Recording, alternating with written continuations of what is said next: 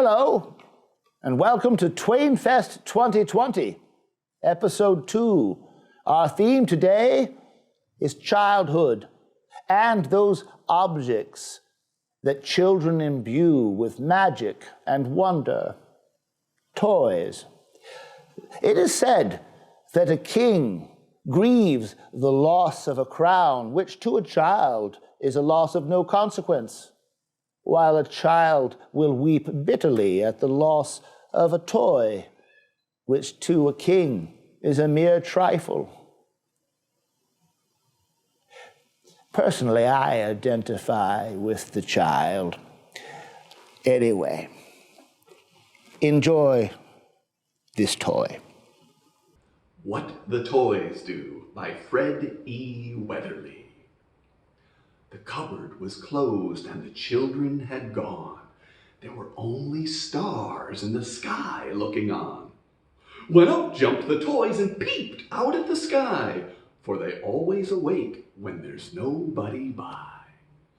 The children were far away, saying their prayers, so the toys lightly stole down the shadowy stairs, and each said to each, "We'll be off, you and I," for the toys they can speak when there's nobody by. So off to the city they went two and two, to see if, perchance, any good they could do, to cheer the poor children whose lives are so sad, for the toys always try to make everyone glad.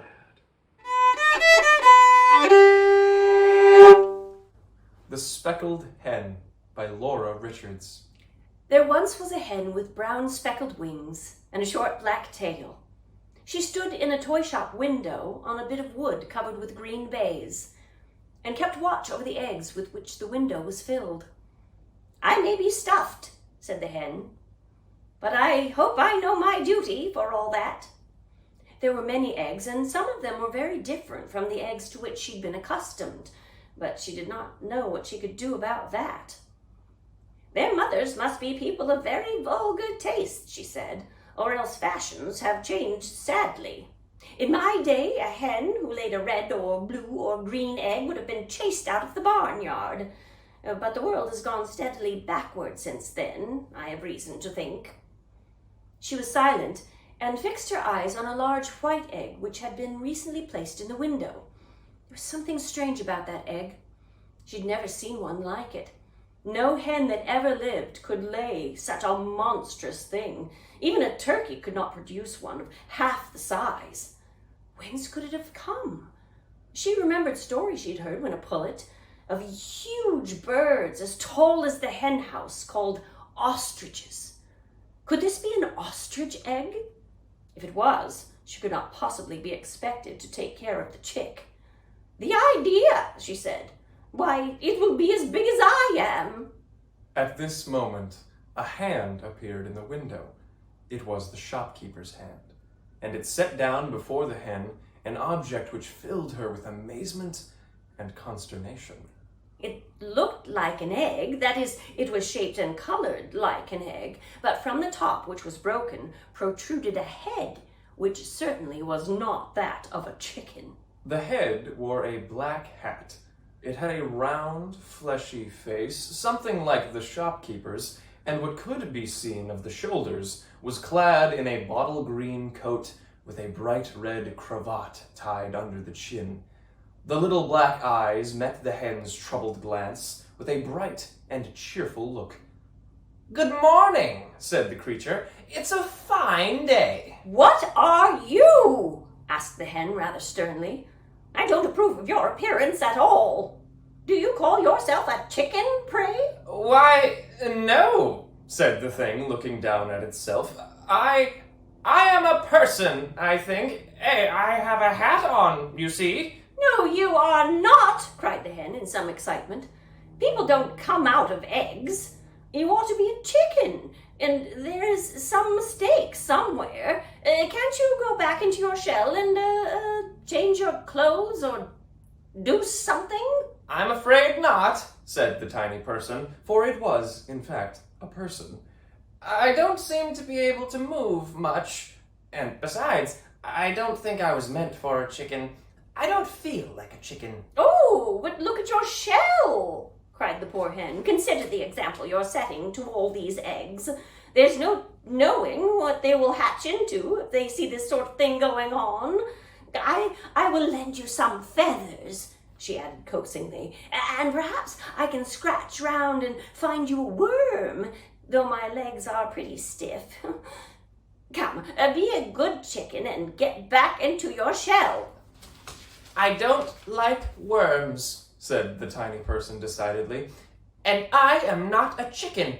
I tell you, did you ever see a chicken with a hat on? No, replied the hen doubtfully. I don't think I ever did. Well then, said the tiny person triumphantly.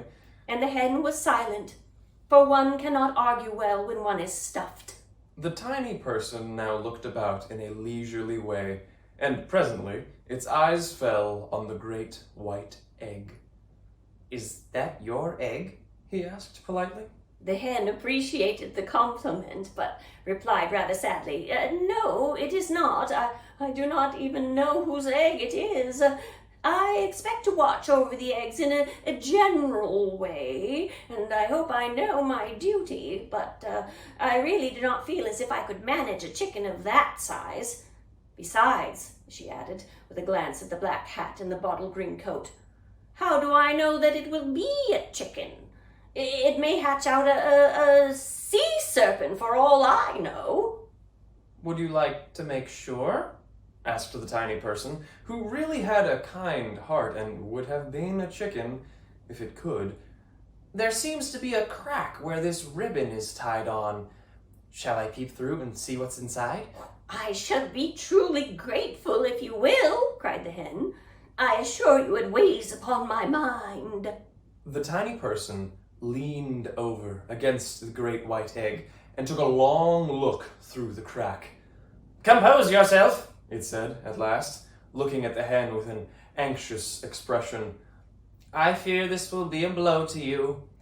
There are 5 white rabbits inside this egg.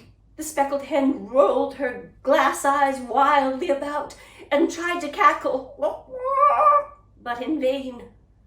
This is too much, she said. This is more than I can bear. Tell the shopkeeper that he must get someone else to mind his eggs, for a barnyard where the eggs hatch into rabbits is no place for me. And with one despairing cluck, the hen fell off the bit of wood and lay at full length on the shelf. It is a pity for people to be sensitive, said the tiny person to itself, surveying the hen's lifeless body. Why are not 5 rabbits as good as 1 chicken? I should like to know. After all, it is only a person who can understand these matters. And it cocked its black hat, settled its red necktie, and thought very well of itself. Ragetty Doll by Robert William Service. Rosemary has of dolls a dozen, yet she disdains them all. While Marie Rose, her pauper cousin, has just an old rag doll. But you should see her mother it, and with her kisses smother it. A twist of twill, a hank of hair, fit for the rubbish bin. How Rosemary with scorn would stare at its pathetic grin. Yet Marie Rose can lover it, and with her kisses cover it. Rosemary's a pampered pet. She sniffs a dainty nose at scorn at ragged dolls, and yet my love's with Marie Rose. Garret corner, shy and sweet, with rag doll, my dear Marguerite.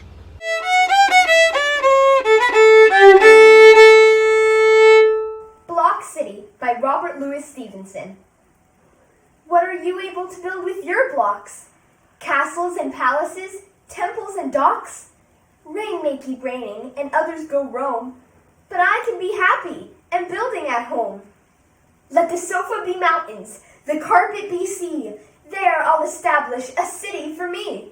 A kirk and a mill and a palace beside, and a harbor as well, where my vessels may ride. Great is the palace with pillar and wall, a sort of a tower on top of it all, and steps coming down in an orderly way, to where my toy vessels lie safe in the bay.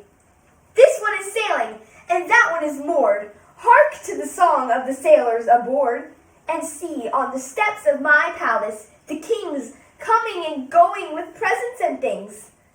Now I have done with it! Down let it go! All in a moment the town is laid low, block upon block lying scattered and free. What is there left of my town by the sea? Yet, as I saw it, I see it again. The kirk and the palace, the ships and the men. And as long as I live, wherever I may be, I'll always remember my town by the sea. Cupboardland by Fred E. Weatherly. Good night, dear toys. We love you so. But Mother's calling. We must go. The day has been so sweet and bright, so go to sleep till morning light. Good night, dear Dolly. Do not fear, for good old Dobbin's standing near. And now and then he'll give a bray, and that will keep the ghosts away. Good night, dear Dobbin. Stay awake, and watch o'er Dolly for my sake. Don't let her fear, you understand, but keep good watch in Cupboardland. Good night, my dear old butcher's shop. Good night, dear drum and flag and top. When day returns, we'll have such fun.